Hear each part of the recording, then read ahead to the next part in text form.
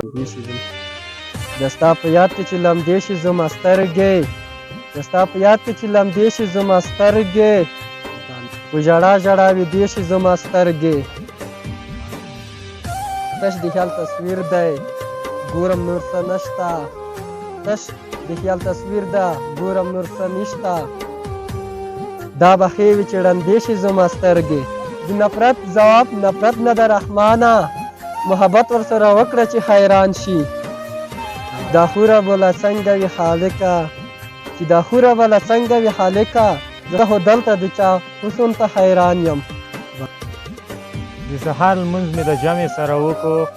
د سهار لمونځ مې د جمع سره وکړو تلاوت مې د قرآن هم پسې وکړو